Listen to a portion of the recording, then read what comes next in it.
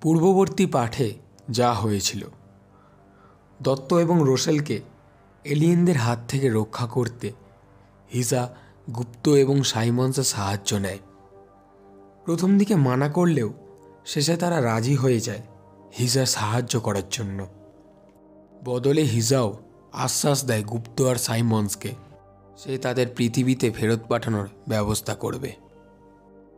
এরপর হিজা অত্যাধুনিক যন্ত্রপাতি দ্বারা গুপ্ত এবং সাইমন্সের ব্রেনে চিপ ঢুকিয়ে তাদের দেহ থেকে তাদের এনার্জি বের করে আনে এবং শত্রুপক্ষের ল্যাবে থাকা হিজা তার দুই শিষ্য ভিজা এবং ডিজার মাধ্যমে দত্ত এবং রোসেলকে ল্যাব থেকে বের করে আনতে সক্ষম হয়।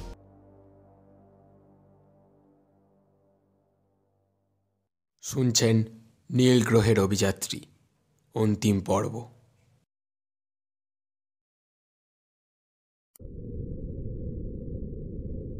চমকানোর কিছু নেই, ওই দুটো দত্ত আর রোসেনের দেহ।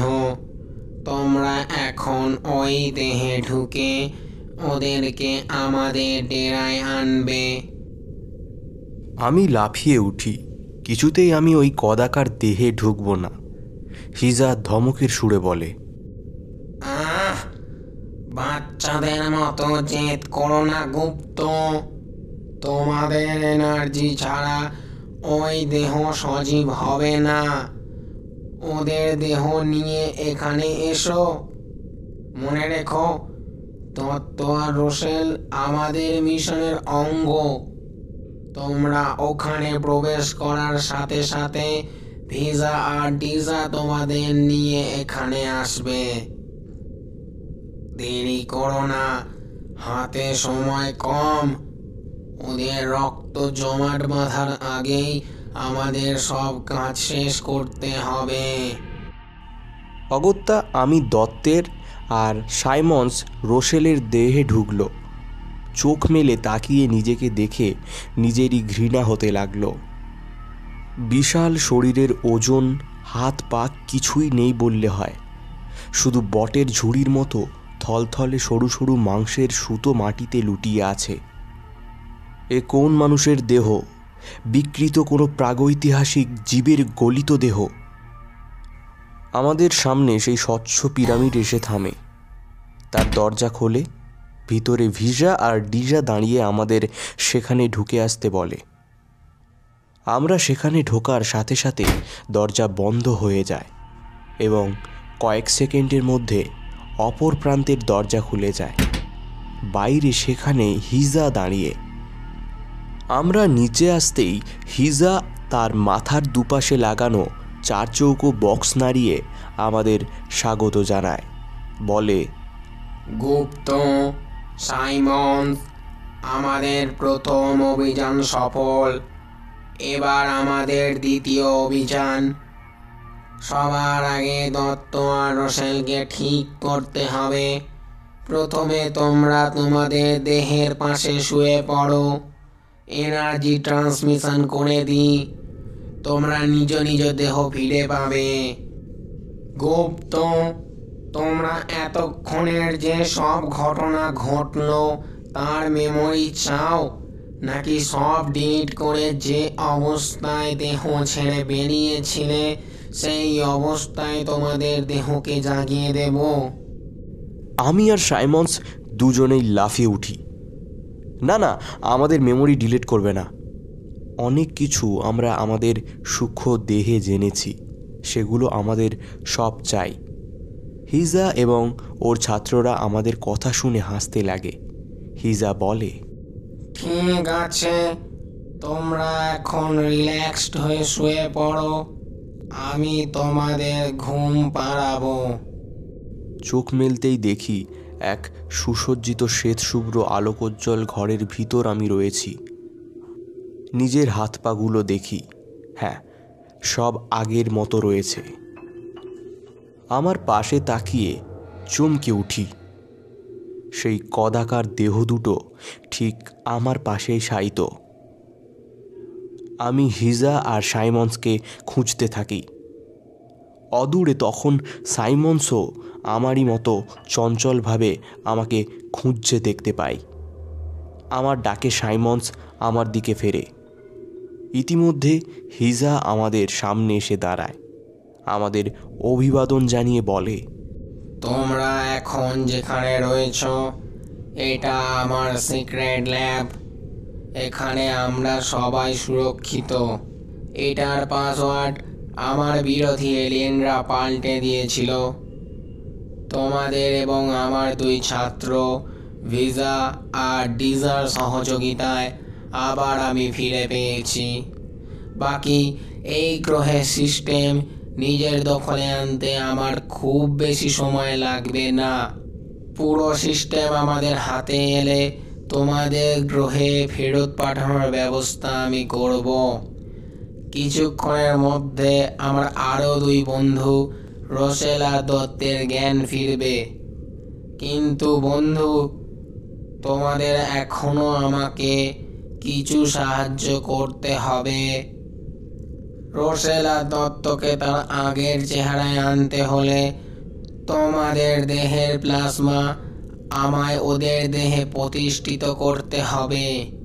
তবেই ওরা আবার আগের চেহারা ফিরে পাবে। আশা করি তোমাদের বন্ধুর জন্য তোমরা এটুকু নিশ্চয়ই সাহায্য করবে। সাইমন্স কিছু একটা বলতে যাচ্ছিল, আমি হাত তুলে ওকে থামাই। দত্ত আর রোসেল চোখ মেলে হিজাকে দেখে উৎসাহিত হয়। জড়ানো ফ্যাঁসফ্যাঁসে গলায় বলে, হাই হিজা, আমরা যে আবার মিলতে পারবো এই আশা একরকম ছেড়েই দিয়েছিলাম। থপথপে কদাকার চেহারার মানুষগুলোকে হিজা আলিঙ্গন করে বলে, দত্ত, রোসেল, আমি তোমাদেরকে আরো এক নতুন চমক দেব। পরিচিত হও তোমাদের গ্রহের আরো 2 জীব, আমার নতুন বন্ধু গুপ্ত আর সাইমন্স। গুপ্ত মানে বাঙালি? আপনি আজকের পৃথিবীর বিজ্ঞানী? আপনার চোখে আমি আমার পৃথিবী দেখতে চাই। কত বছর আগে ছেড়ে এসেছি আমার পৃথিবীকে। হিজা বলেছে 200 বছর আগে। তার মানে এখন পৃথিবীর সাল 200 বছর পর, মানে 2220। আচ্ছা, আজকের পৃথিবী সেদিনের মানে সে আগের মতন আছে? কেমন আছে আমার দেশ, আমার দেশের মানুষ, প্রকৃতি, নদী, সমুদ্র, পাখি সব কি আগের মতো আছে? সরু সরু নলের মতো শিরায় ঢাকা দত্তের মুখের ভিতরের জলজলে কোঠরে ঢোকা চোখগুলো যেন মনে হলো চিকচিক করে উঠল দেশের কথা শোনার জন্য। আমি আমার হাত বাড়িয়ে দিলাম, দত্তের শীতল হাত স্পর্শ করলাম। আমার উষ্ণতা দিয়ে ওর মনের দেশের প্রতি, আবেগের প্রতি সহানুভূতি দেখাই। শান্ত স্বরে বলি,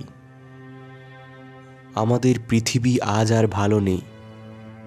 দত্ত চমকে ওঠে, ব্যাকুল হয়ে বলে, কেন, কি হয়েছে?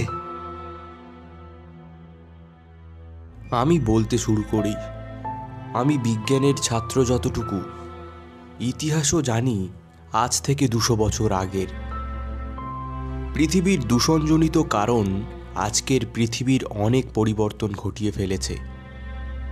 আপনি যে সময় পৃথিবী ছেড়েছিলেন তার পরপরই সারা পৃথিবী এক মারাত্মক ভাইরাসের কবলে পড়ে। সেই অতিমারীর কবলে বিশ্বের অর্ধেকের বেশি মানুষের মৃত্যু হয়।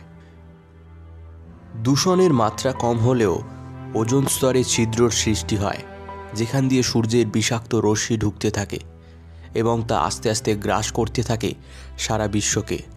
রোগের প্রকোপ বাড়তে থাকে। শহর অঞ্চল এক প্রকার ধ্বংসের স্তূপ হতে থাকে। মানব সভ্যতা এক প্রকার বিলুপ্তির পথে চলে যায়।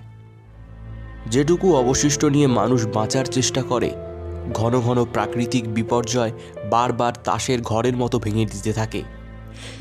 2080 সালে এক ভয়ঙ্কর প্লাবন পৃথিবীর মানচিত্র বদলে দেয়। সমুদ্রপৃষ্ঠে অবস্থান করা বহু ছোট ছোট দেশ নিশ্চিহ্ন হয়ে যায়। এশিয়া, ইউরোপ, আমেরিকার অনেক পরিবর্তন হয়। ভারতের অন্তর্গত হয় এশিয়ার এক বিরাট অংশের অবশিষ্ট মানুষজন, জাত ধর্ম সব মিলেমিশে এক হয়ে যায় বাঁচার তাগিদে। এইভাবে আসে নতুন শতাব্দী 2100। কিন্তু তারপরই আসে সেই মহাপ্রলয়ের দিন 2130 খ্রিস্টাব্দ। বিগত 100 বছর আগে বিজ্ঞানীরা এক অ্যাস্ট্রয়েডের দেখা পেয়েছিল মহাকাশে, যেটা পৃথিবীর দিকে ধাবমান। তারা অনেক চেষ্টা করছিলেন যাতে তার অভিমুখ বদল করতে পারে, কিন্তু বারংবার বিপর্যয় তাদের লক্ষ্যে বাধা হয়ে দাঁড়ানোর ফলে শেষ রক্ষা হয়েও হলো না। সেই মারণ অ্যাস্ট্রয়েডের সম্মুখ এড়ানো গেলেও তার লেজের আঘাত এড়ানো গেল না। 2130 মে মাসের শেষের দিকে ভোরবেলা পৃথিবীর পৃষ্ঠদেশ ছুঁয়ে সেটা চলে গেল। মহাপ্রলয়ে মানব সভ্যতার ধ্বংসের এক ইতিহাস। প্রবল জলোচ্ছ্বাসে পৃথিবীর বুক থেকে নিশ্চিহ্ন করে দিল প্রবল প্রতাপশালী আমেরিকাকে, ধুয়ে মুছে সমুদ্রগর্ভে বিলীন করে দিল। একের পর এক দেশ জলের তলায় হারিয়ে গেল। কতগুলো বছর চলে গেল। অবশিষ্ট মানবজাতি আবার নিজেদের অস্তিত্বের প্রমাণ করার চেষ্টায় ব্রতী হল। প্রলয়ের শেষে রয়ে গেল ভারত নামক এক মহাদেশ, যার মধ্যে ঢুকে গেল এশিয়ার বাকি অবশিষ্ট মানবজাতি, আর রইল রাশিয়া, যার অন্তর্ভুক্ত হল বাকি ইউরোপের বেঁচে থাকা মানবজাতি। 2170 সাল থেকে মানবজাতি আবার নিজেদের বিজ্ঞান প্রযুক্তির দ্বারা নিজেদের এগিয়ে নিয়ে যেতে লাগলো। ওই মহাপ্রলয়ের কালে পৃথিবীর সবুজ অনেকটাই গ্রাস করেছিল সমুদ্র। ছোট ছোট নদী গতিপথ পরিবর্তন করে গ্রাস করেছিল স্থলভাগ, যার ফলস্বরূপ পৃথিবী আবার দূষিত হতে লাগল। মানুষের গড় আয়ু কমতে লাগল। নানা অজানা রোগের প্রকোপ বাড়তে লাগল। 2200 পৃথিবী যন্ত্রের পৃথিবীতে রূপান্তরিত হলো। আজ আর কেউ প্রাণ ভরে শ্বাস নিতে পারে না। কৃত্রিম অক্সিজেন আজ পৃথিবীর মানুষের বাঁচার রসদ। আধুনিক যন্ত্রের পৃথিবী আজ অনুভূতিহীন। এক নাগারে বলে গুপ্ত শ্বাস নেয়। ওদিকে রোসেল তখন বলতে আরম্ভ করেছে, আমার আমেরিকা আজ আর নেই, কেউ নেই। হিজা, আর কি হবে আমার ফিরে গিয়ে? কার কাছেই বা ফিরব? কেই বা আছে আজ যে আমায় আপন করে নেবে? সাইমন্স আর আমি এগিয়ে যাই। রোসেলের হাত দুটো চেপে ধরি আবেগের সঙ্গে। বলি, রোসেল, আমরা তো আছি মানুষের পরিচয়, বন্ধুর পরিচয়, যা কোনো দুর্যোগ, কোনো বিপর্যয় আলাদা করতে পারে না। দত্ত, গুপ্ত, রোসেল, সাইমন্স, আমি তোমাদের কথা দিচ্ছি, আমি কিছুতেই তোমাদের সভ্যতা ধ্বংস হতে দেব না। তোমরা আবার নিঃশ্বাস নেবে, আবার নতুন করে বাঁচবে। তোমাদের গ্রহ আবার সবুজে ভরে যাবে। তোমাদের গ্রহ আবার সবুজে ভরে দেব আমরা। একমাত্র জৈবিক গ্রহকে হিজা কিছুতেই নষ্ট হতে দেবে না। মুড়ির টিন বলে যাদের এতদিন ব্যঙ্গ করেছি, আজ এই অচেনা গ্রহে তাদের বাড়ানো ওই সরু সরু নলগুলোয় আপনজনের আবেগ খুঁজে পেলাম। যন্ত্রমানবের বন্ধনে একে অপরকে আলিঙ্গনে আবদ্ধ করলাম। চোখের জল আর ভালোবাসায় আমরা আপ্লুত হলাম। হিজা এবার আমাদের উদ্দেশ্যে বলল, এখন সবার আগে দরকার দত্ত আর রোসেলকে আগের অবস্থায় ফেরত আনা। গুপ্ত, তোমাদের আগেই বলেছি, তার জন্য প্লাজমা ট্রান্সপারেন্ট দরকার। আমাদের ডিজা তোমাদের গ্রহের জীব জগৎ নিয়ে অনেক গবেষণা করেছে। আজও ওর প্র্যাকটিক্যাল প্রয়োগ করবে। এই স্থান নিরাপদ। এখানে এই প্রক্রিয়া শেষ করতে আমাদের সময় লাগবে 48 ঘন্টা।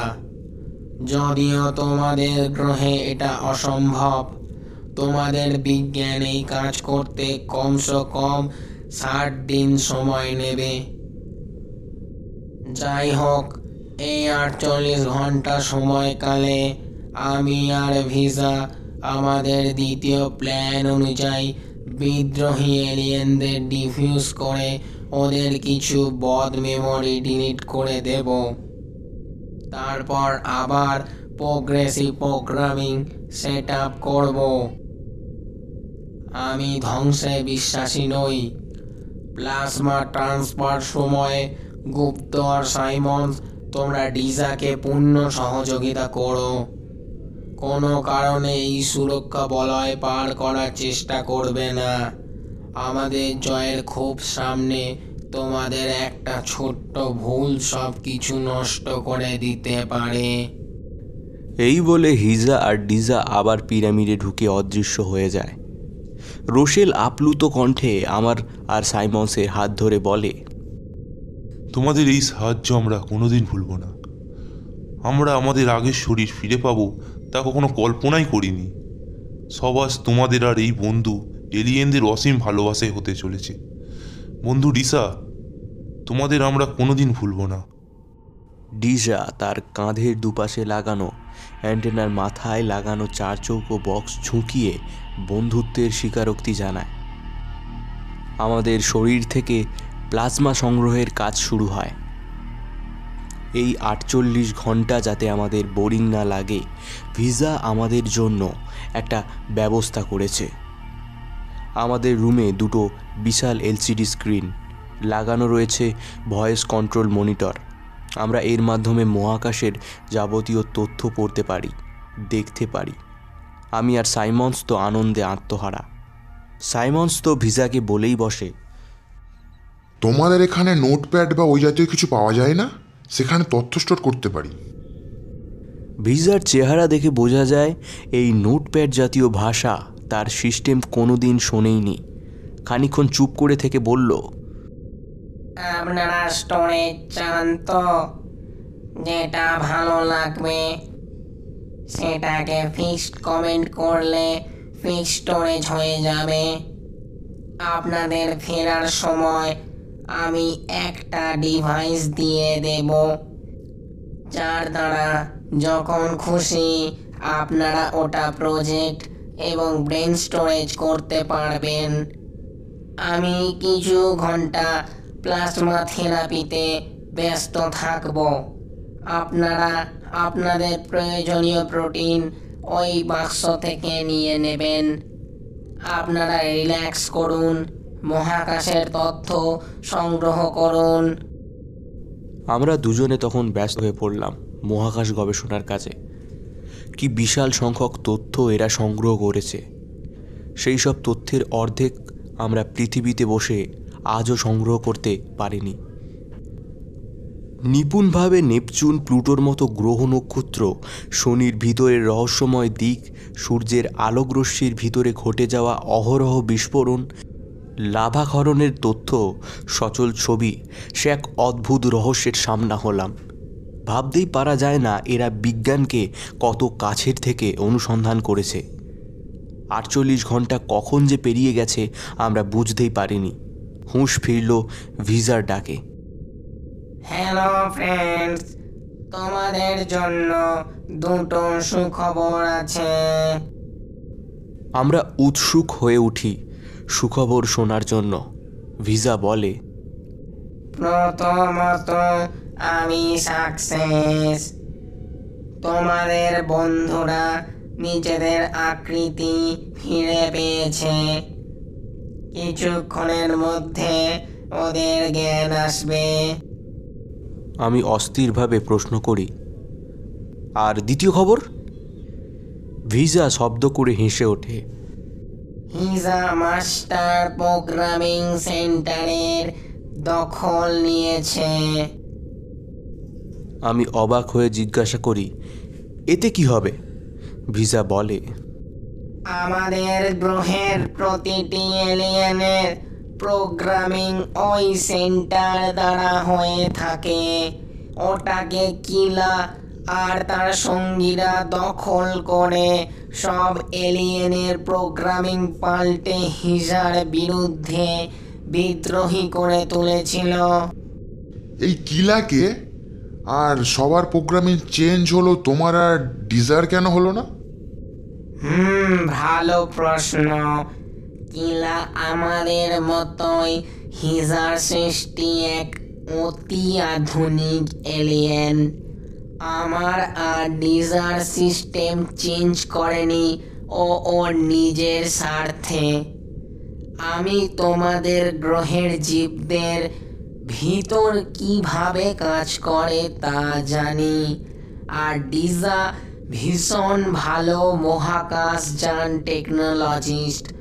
তোমাদের জীবদের তোমাদের গ্রহ থেকে তুলে আনার জন্য ওর আধুনিক যানের প্রয়োজন ছিল, যেটা ডিজা ছাড়া আর কেউ পারতো না। আর আমাকে রেখেছিল তোমাদের দেহ মধ্যস্থিত সেই যন্ত্রের আধার খোঁজার জন্য, যার দ্বারা তোমরা অক্সিজেন গ্রহণ করো এবং কার্বন ডাই অক্সাইড বর্জন করো। আমি তো হাঁ হয়ে যাই ওর কথায়। ভিজা বলে, তোমাদের আর কোনো ভয় নেই। কয়েকদিনের মধ্যে তোমাদের গ্রহে ফেরার যান ডিজা তৈরি করে ফেলবে। তারপর তোমরা ফিরে যাবে তোমাদের গ্রহে। এই কদিন তোমাদের আমরা আমাদের গ্রহ ঘুরে দেখাবো।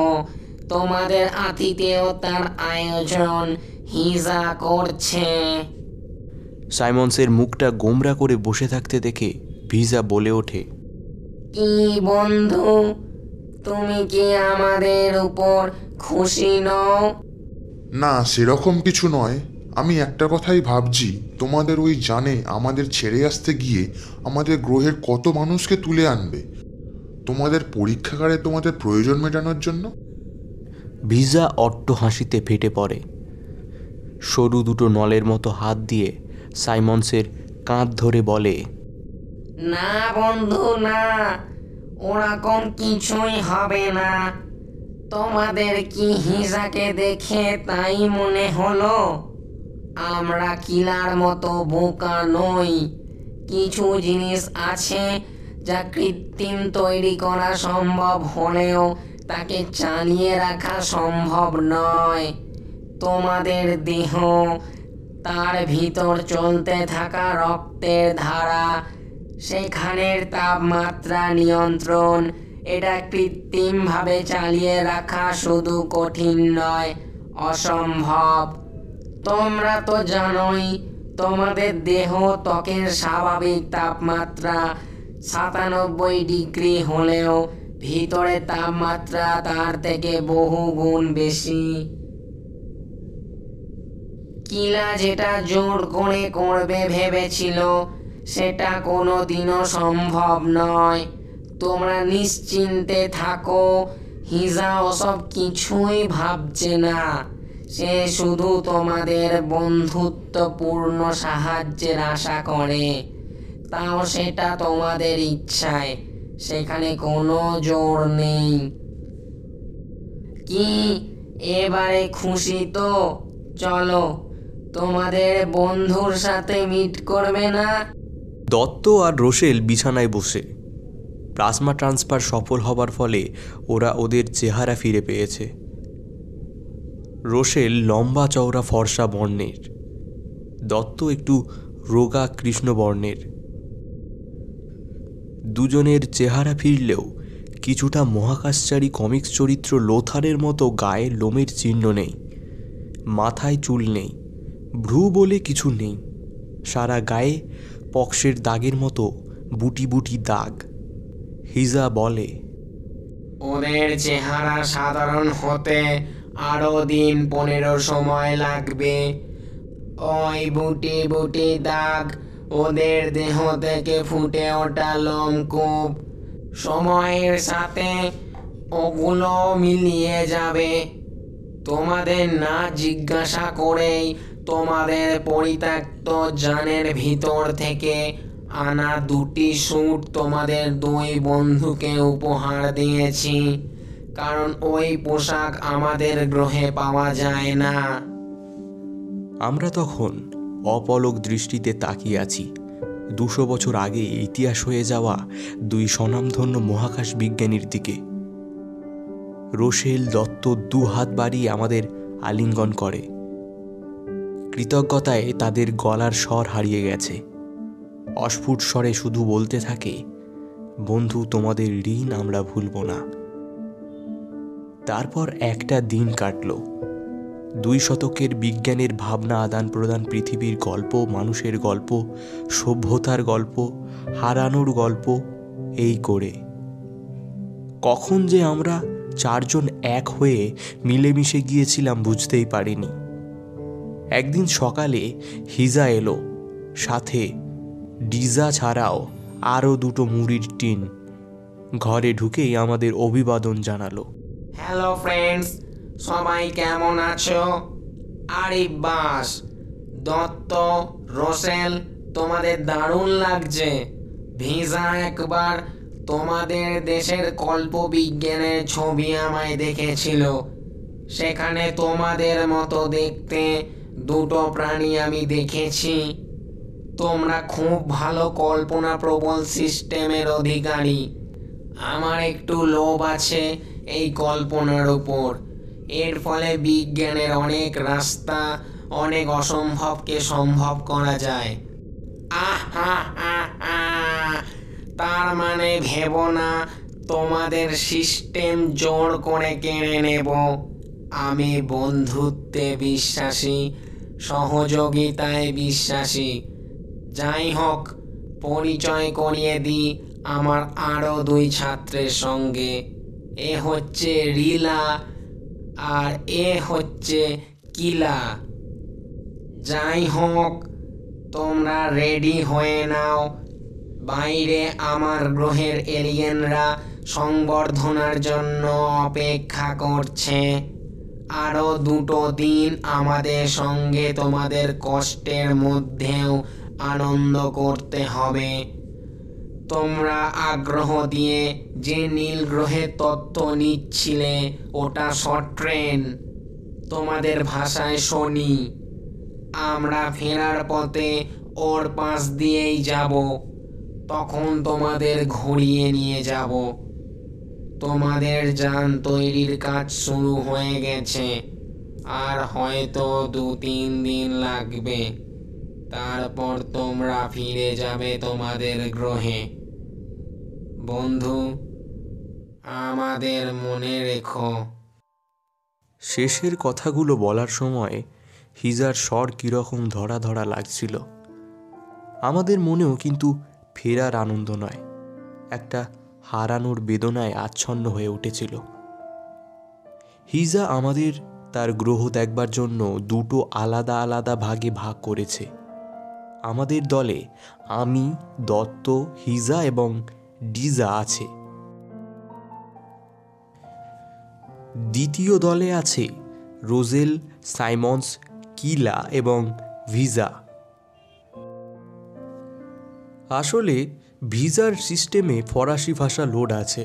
সাইমন্স এবং রোজেল দুজনেই ওই ভাষায় খুব স্বাচ্ছন্দ্য অনুভব করে। 2টো দলে ভাগ করার উদ্দেশ্য, ওদের মাস্টার সিস্টেম ডাটা এতটা জায়গা জুড়ে আছে যেটা পায়ে হেঁটে ঘুরতে গেলে প্রথমত সম্ভব নয়, দ্বিতীয়ত কয়েক মাস সময় লেগে যাবে। একটু এই মাস্টার ডাটার আয়তন আপনাদের বলতেই হয়। পুরো গ্রহের সিস্টেম চালানোর প্রক্রিয়া চালাতে যে হার্ড ডিস্ক ব্যবহার করা হয় তার স্টোরেজ ক্যাপাসিটি হচ্ছে 130 এক্সবাইট। 1 মিলিয়ন টিবি মানে 1 এক্সবাইট। আমাদের পৃথিবীর টিগাল সার্ভারের বর্তমান স্টোরেজ ক্যাপাসিটি 70 এক্সবাইট। দত্ত বলছিল 200 বছর আগে 2020-তে সে যখন পৃথিবী ছেড়ে আসে তখন সেখানকার সবথেকে বড় সার্ভারের নাম ছিল গুগল। সেটা মেনটেন করতে যে জায়গা লাগতো সেটা হচ্ছে 2.59 কিলোমিটার। সেখানে ওটা চালাতে 260 মিলিয়ন ওয়াট পাওয়ার লাগতো, যেটা 0.01 গ্লোবাল এনার্জির সমতুল্য। এই পাওয়ার দ্বারা 2 লাখ মানুষকে একসঙ্গে বিদ্যুৎ সরবরাহ করা যায়। ওই গুগলের 13টি ডাটা সেন্টার ছিল, যেটার 9 লাখ সার্ভার। এবার ভাবুন, মাত্র 15 এক্সবাইট যদি এই হয়, সেখানে হিজার 130 এক্সবাইট সার্ভারের জন্য কি লাগতে পারে? প্রায় 150 কিলোমিটার জোড়া এই বিশাল সার্ভার ঘোরানোর জন্য 2টো 4 চৌকো বক্স মতো এনার্জি যান এসেছে। দুটোই স্বয়ংক্রিয়, 4 জনের বসার ক্যাপাসিটি। সি থ্রু কাঁচ জাতীয় কোনো বস্তু দিয়ে তৈরি। ভিতরে একটা মনিটরিং টেবিল, যার দ্বারা কোনো বিশেষ জিনিসকে পর্যবেক্ষণ করার জন্য ব্যবহার করা হয়। হাওয়ায় ভাসতে ভাসতে আমরা দেখতে লাগলাম এক এলিয়েন সাম্রাজ্যের সেই উন্নত বিজ্ঞান, যার কাছাকাছি পৌঁছাতেও আমাদের কয়েক শতাব্দী লেগে যাবে। হয়তো কোনো দিন পাবো কি না তারও কোনো নিশ্চয়তা নেই। কয়েকটা সুবিশাল ঝর্ণা আর বেশ কিছু রোটেট টারবাইনের মতো যন্ত্র, যেগুলো ভয়ঙ্কর জোরে ঘুরছে কিন্তু শব্দবিহীন। এখান থেকে ওদের পাওয়ার সাপ্লাই হয়। আমি নিজেকে প্রাথমিক স্তরের সেই ভোলা ভালা বাচ্চাটার মতো অনুভব করছিলাম। হিজা দেখালো প্রত্যেকটি এলিয়েন বিশেষ বিশেষ দক্ষতায় নিজেদের কাজ করে যাচ্ছে। কেউ বা এলিয়েন শরীরের পার্টস তৈরি করে যাচ্ছে। সবাই যেন এক আধুনিক রোবট। আমাদের উপস্থিতি কারো নজর আকর্ষণ করছে না। শুধু হিজা মাঝে মধ্যে কিছু কমান্ড ব্যবহার করে নিজের কিছু এলিয়েন সাথীকে ডেকে আমাদের পরিচয় করিয়ে দিচ্ছিল। কি তাদের যান্ত্রিক ব্যবহার! ওদের শরীর না থাকতে পারে, মুড়ির টিনের মতো দেখতে হতে পারে, কিন্তু আমাদের সুদৃশ্য পৃথিবীর জীবের থেকে ওরা শুধু আধুনিক নয়, ব্যবহারে আমাদের থেকে অনেক আগে। অনেক নানা রকম তথ্যের ভাণ্ডার হিজা আমাদের সামনে উজাড় করে দিল। হিজার একটাই আক্ষেপ, এই সাম্রাজ্য বাঁচাতে গেলে অক্সিজেন কমিয়ে যে পরিমাণ কার্বন ডাই অক্সাইড দরকার, সেটার কোনো উপায় যান্ত্রিকভাবে ওরা এখনও করে উঠতে পারেনি। তাই তো ওরা পৃথিবীর সাহায্য চায়। সেখানের কিছু লোকসংখ্যা এখানে আনা যায়, আর এখানে কিছু এলিয়েনকে ওই গ্রহে থাকার ব্যবস্থা করা যায়। তাহলে দুটো গ্রহই বেঁচে যায়। কিন্তু সে চাইলেই পৃথিবী গ্রহের জীব মেনে নেবে তা তো হতে পারে না। আর হিজা জোর করে কোনো কিছু কেড়ে নেওয়ায় বিশ্বাসী নয়। তাই দত্ত আর আমার হাত ধরে বলে, পৃথিবীতে ফিরে গিয়ে যদি এই বন্ধুর জন্য কিছু করতে পারার চেষ্টা করো, কথা দিচ্ছি তোমাদের গ্রহ আমরা সবুজে সাজিয়ে দেব। তোমরা আবার প্রাণ ভরে শ্বাস নেবে। হিজার গলা অনুরোধ আবেগে ধরে আসে। আমি কথা দিই, আমি আমার যথাসাধ্য চেষ্টা করব। বিদায় লগ্ন এসে গেছে। আমাদের ফেরার যান মহাকাশে পাড়ি জমাতে প্রস্তুত। কিন্তু মনটা কেন জানি না হু হু করে ভিতর ভিতর গুমড়ে ফেটে যাচ্ছে। যেদিন মহাকাশে হারিয়ে শ্যাওলাওয়ালা মহাবৃক্ষের নিচে আছড়ে পড়েছিলাম, সেদিন আমরা পৃথিবীকে আবার দেখতে পাবো কি না সেই সংশয়ে আতঙ্কিত ছিলাম। বারবার আমার সেই চেনা শহর, চেনা মানুষগুলোর কাছে যাবার জন্য মন আকুলি বিকুলি করছিল। আর আজ যখন সেই মহালগ্নের সন্ধিক্ষণে দাঁড়িয়ে কিছু সময় পরেই ফিরে যাব আমরা পৃথিবীতে, তখন কেন আমার পা টেনে ধরছে? কেন যান্ত্রিক মুড়ির টিনগুলোকে দেখে মনে হচ্ছে ওদের আমাদের জন্য কষ্ট হচ্ছে, কিন্তু প্রকাশ করতে পারছে না। নানা উপহারে ওরা আমাদের বোঝাতে চাইছে, হে পৃথিবীর জীব, আমরা তোমাদের ভালোবেসে ফেলেছি, আর তোমরা আমাদের ফেলে চলে যাবে। ভিজা আমাদের ভাইরো গেজেট উপহার দিয়েছে, যার দ্বারা যে কোনো মানুষের শরীরে আগত ভয়ানক ক্ষতিকারক ভাইরাস আমরা আগেভাগে ডিটেক্ট করতে পারব। এর ফলে চিকিৎসা শাস্ত্রে আলোড়ন সৃষ্টি হবে। ডিজা দিয়েছে এনার্জি ফাইন ডিটেক্টর, যার দ্বারা মহাকাশের এনার্জি ফিল্ড খুব সহজেই আমাদের কাছে ধরা দেবে। মহাকাশ বিজ্ঞান প্রযুক্তির ক্ষেত্রে এক নতুন দিশার সন্ধান দেবে। হিজা দিয়েছে ট্রান্সমিশন রিস্ট ওয়াচ, যার দ্বারা যখনই প্রয়োজন আমরা তার সঙ্গে যোগাযোগ করতে পারবো। যে কোনো প্রয়োজনে সে আমাদের পাশে এসে দাঁড়াবে।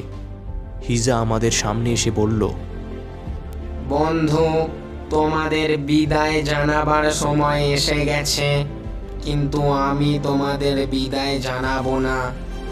নতুন দিনে তোমাদের আবার ফিরে পাবার আশায় আমি তোমাদের ঘরে ফিরিয়ে দিতে এসেছি। আমি আশা রাখি আমরা আবার মিলবো। হিজা, আমার একটা কথা জানার ছিল, তুমি কিছু মনে করো না। মানে হিজা, তুমি কি পুরুষ নাকি নারীর প্রতীক? হিজা আমার প্রশ্ন শুনে খানিকক্ষণ চুপ মেরে যায়, তারপর অট্টহাসিতে ফেটে পড়ে। হাসি থামিয়ে বলে, বন্ধু, তোমাদের জীবজগতে নারী পুরুষের ভেদ কি বলো তো? তোমাদের নারী নামক জীবটি তোমাদের আরেক জীবের সৃষ্টির আধার। এছাড়া তোমাদের পুরুষের থেকে আলাদা আর কি আছে? কিছু না। কিন্তু তোমরা তোমাদের সিস্টেমে এই বিভাজন শতাব্দীর পর শতাব্দী বয়ে বেড়াচ্ছ। তাই আজও তোমাদের মধ্যে কোথাও একটা চিন্তা শক্তি ভাগ হয়ে গেছে। আমাদের এলিয়েন একে অপরকে সৃষ্টি করি, একে অপরকে রক্ষা করি। তাই আমাদের নারী পুরুষ কিংবা অর্ধনারীশ্বর যা খুশি ভাবতে পারো।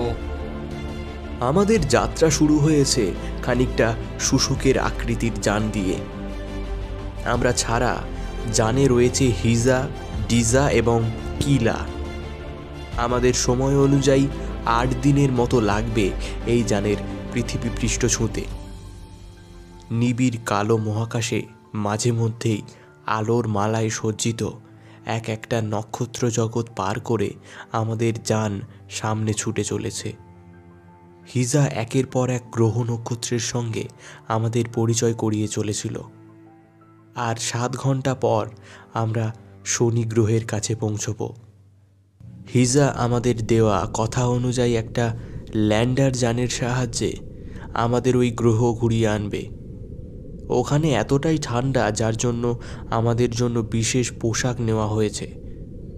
হিজা আমাদের উদ্দেশ্যে বলল, বন্ধু, আমরা স্যাটার্নের খুব কাছে চলে এসেছি। তোমরা সবাই জানো, তাও আমি আরো একবার বলে দিচ্ছি, এই স্যাটার্ন বা তোমাদের ভাষায় শনি তোমাদের পৃথিবী থেকে 151,73,50,103 কিলোমিটার দূরে, অর্থাৎ প্রায় 10,14,02,859 অ্যাস্ট্রোনমিক্যাল ইউনিট দূরে অবস্থান করছে। এটি নক্ষত্রলোকের সব থেকে শীতলতম নক্ষত্র। এর টেম্পারেচার -178 ডিগ্রি, যেখানে কোনো জীবের পক্ষে বেঁচে থাকার সম্ভাবনা নেই। শুধু তাই নয়, এখানে 75% হাইড্রোজেন এবং 25% হিলিয়াম গ্যাসের পরিমণ্ডল। আসলে এর রং গোল্ডেন ব্রাউন, কিন্তু হিলিয়াম স্ট্রোমের কারণে এটা শ্যাওলার মতো রং হয়, যা অনেক সময় এটাকে কালচার নীলাভ বলে মনে হয়। এর থেকে আরও একটু আগে আছে ইউরেনাস, যেটা এরই মতো হাইড্রোজেন ও হিলিয়াম পরিমণ্ডল, কিন্তু এটা গ্রিন। এই স্যাটার্নে পৃথিবীর কেউ কোনোদিন আসতে পারবে বলে আমার মনে হয় না। তোমরাই হয়তো প্রথম এবং শেষ জীব যে শনির মাটিতে পা রাখবে। কিন্তু মনে রেখো, সাপোর্ট জ্যাকেট কোনোভাবেই তোমাদের দেহ থেকে আলাদা না হয়। তোমাদের এই সব গ্রহ নক্ষত্রের সমস্ত তথ্য সমেত হার্ড ডিস্ক আমি দিয়ে দেব। তোমরা তোমাদের গবেষণা চালাতে পারবে। শনির মাটিতে পা ছুঁয়ে আমরা রোমাঞ্চিত হই। শনি বলয় আবর্ত করে কমপক্ষে 10টা চাঁদের মতো উজ্জ্বল উপগ্রহ যেন মুক্তোর মালার মতো তাকে ঘিরে রেখেছে। আমরা নয়ন ভরে সেই দৃশ্য দেখতে থাকি। নীল গ্রহের যাত্রা আমাদের সার্থক হলো। ধন্যবাদ হিজা, আমরা কোনোদিন তোমায় ভুলব না। 2200 শতাব্দীর এই মহেন্দ্রক্ষণ আমি মহাকাশ গবেষণার ইতিহাসে তুলে ধরব, যার প্রথম নাম হবে তুমি, হিজা। কয়েকটা দিন সবাই মিলে হাসি ঠাট্টা করে কাটানোর পর একসময় হিজা এসে বলল, বন্ধু, আর কিছুক্ষণের মধ্যে আমরা চাঁদ অতিক্রম করব। তোমাদের মহাকাশ কেন্দ্রে ভিসা মেসেজ পাঠিয়ে দেবে। পৃথিবীর মাধ্যাকর্ষণ যখনই আমার যান স্পর্শ করবে, তোমরা এই যানের ঠিক নিচে লাগানো আর একটা স্পেস যানে প্রবেশ করবে। তারপর আমার যান ওই যানকে ডিটাচ করে দেবে। তোমরা পৃথিবীর মাটি না ছোঁয়া অবধি আমরা ওর কন্ট্রোল নিজেদের কাছে রাখবো। তোমরা তোমাদের দেশে ফিরে যাবে, আমরা আমাদের গ্রহে। হিজার গলা বারবার কেঁপে ওঠে। আমি হিজার ওই সরু সরু যান্ত্রিক হাত দুটো চেপে ধরি, আবেগরুদ্ধ কণ্ঠে বলি, বন্ধু, তুমি আমার গ্রহে যাবে না? আমাকে সুযোগ দেবে না তোমার সঙ্গে আমার মানব জাতির পরিচয় ঘটানোর? হিজা ঠিক মানুষের মতো ওর হাত দিয়ে আমার মুখটা ধরে বলে, নিশ্চয়ই আসবো বন্ধু, তবে এখন নয়। আমরা ওই গ্রহে নামার প্রস্তুতি নিয়ে আসিনি, আর এই জানে টাইমার লাগানো আমার গ্রহে ফেরার। তবে খুব শীঘ্রই আসবো। তোমার বন্ধুরা যদি চায় আমি আবার আসবো, তখন সবাই মিলে খুব আনন্দ করব। এবার আমায় বিদায় দাও। সাইমন্স, আমি, দত্ত, রোজেল নিচে নামার সিঁড়ির দিকে এগোতে থাকি। হিজা আর ভিজা আমাদের হাত নেড়ে বিদায় জানায়। সিঁড়ির মুখে এসে রোশেল আর দত্ত হঠাৎ থমকে দাঁড়ায়, তারপর ধীরে ধীরে হিজার দিকে এগিয়ে যায়। হিজার দুটো হাত চেপে ধরে বলে, বন্ধু, 200 বছর আগের পৃথিবীর মানুষ আমরা। আজকের পৃথিবীতে আমাদের কেউ চিনবে না, আপন বলেও কেউ নেই। আমাদের আপনজন এখন তুমি। তোমার গ্রহে আমাদের একটা জায়গা হবে না? এই প্রথম হিজাকে হাঁটু গেড়ে বসতে দেখলাম। এই প্রথম যান্ত্রিক কণ্ঠে আবেগের কান্না শুনতে পেলাম। হিজা আপ্লুত। রোজেল ও দত্তকে কাছে পেয়ে যেন আমাদের ছেড়ে যাওয়ার দুঃখ থেকে মুক্তি পেল। ওদের মিলনের দৃশ্য দেখে আমাদের চোখ জলে ভরে উঠল। ওদের বিদায় জানিয়ে আমরা আমাদের স্পেসশিপে ঢুকে গেলাম। প্রচণ্ড একটা ধাক্কা, তারপরই মনিটরে ভেসে উঠল আমাদের আগের হিজার যানটা আস্তে আস্তে ছোট হয়ে যাচ্ছে। আমাদের যান প্রচণ্ড গতিতে মাধ্যাকর্ষণ বলয় ধরে ভূপৃষ্ঠের দিকে এগিয়ে যেতে থাকে। জয়েন্ট স্ক্রিনে ভেসে ওঠে দত্ত, রোজেল, ভিসা আর ডিজার মুখ। সবাই আমাদের হাত নেড়ে বিদায় জানাচ্ছে। সবশেষে হিজা এলো, আমাদের হাত নাড়িয়ে বিদায় জানিয়ে বলল, বন্ধু, তোমার পৃথিবীবাসী সমস্ত বন্ধুদের আমার ভালোবাসা জানিও।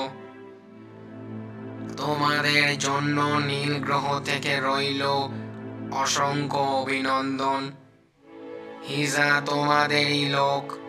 তোমরা যখন ডাকবে তোমাদের মুড়ির টিন আবার আসবে। বিদায় বন্ধু, বিদায়।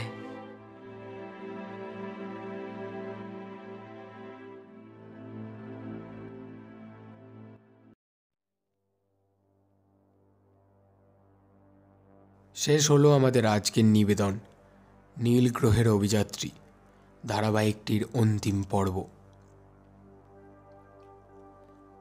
গল্প লেখক সৌগত মুখোপাধ্যায়, দত্তের চরিত্রে দেবাশিস, রোসেলের চরিত্রে দীপঙ্কর, গুপ্তের চরিত্রে সিদ্ধার্থ, সাইমন্স রাহুল, হিজা ভিজা শব্দগ্রহণ, সমগ্র পর্ব পরিচালনা এবং গল্পের সূত্রধার আমি সায়ন। সমগ্র গল্পের আবহ সঙ্গীত, স্পেশাল এফেক্টস এবং পোস্টার ডিজাইনে সূর্য। কেমন লাগলো আমাদের আজকের গল্প জানান আমাদেরকে কমেন্ট করে। আর গল্পটি ভালো লাগলে অবশ্যই লাইক করুন, নিজের পরিচিতদের সাথে শেয়ার করুন। আমাদের গল্প নিয়মিত শুনতে হলে চ্যানেলটিকে সাবস্ক্রাইব করতে পারেন। আবার একটি নতুন গল্প নিয়ে হাজির হব আমরা। ততক্ষণের জন্য বি সেফ, স্টে কানেক্টেড।